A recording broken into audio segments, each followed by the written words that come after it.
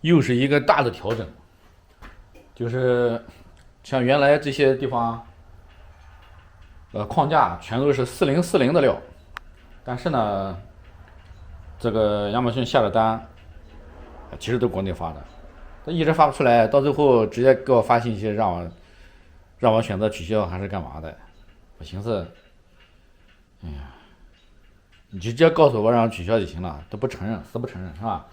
没办法，我就把订单取消，然后重新下单。当然下4040的太慢了，不想等。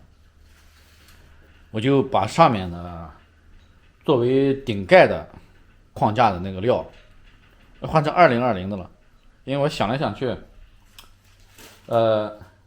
主体框架需要承重的，其实就是这一圈和下面的。最上面那个顶盖呢，其实就是完全就是那个 pop up tent 的那个顶盖，那个轻点儿，强度不需要太好，那个应该是可以的，所以说就把料换了。当然那个还没到，所以现在我们就继续下这个料，就是外壳。外壳呢，之前买了3张板，现在看来不够，又添了5张板，整整添了5张板。添5张板的原因，另外一个原因也是因为我这个上面的这个帐篷，正常直接买现成的这种8000、1万加币，这些上面这些都是那种软帐篷，就是用的那种，几乎市面上买的那种帐篷是一样的。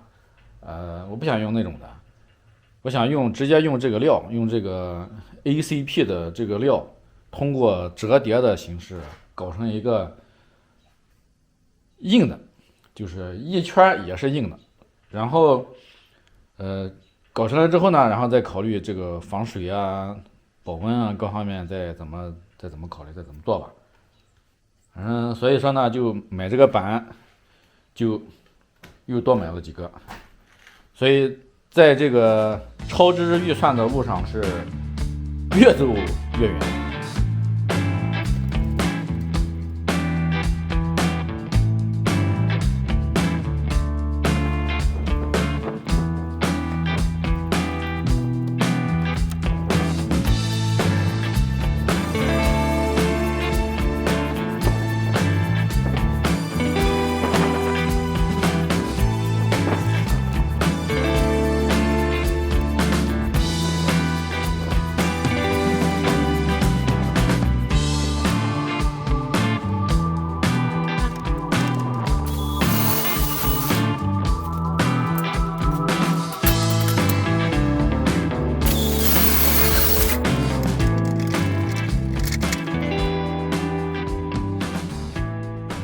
从今往后你就没有狗身自由了，我告诉你，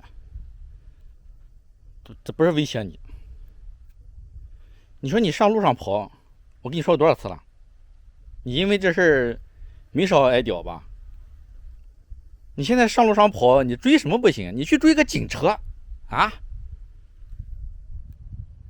你把警车追了一顿，把警车追到我家院子里了，害得我挨个口头警告，就因为你去追警车。你追什么车不行？你追警车啊！你真太厉害了。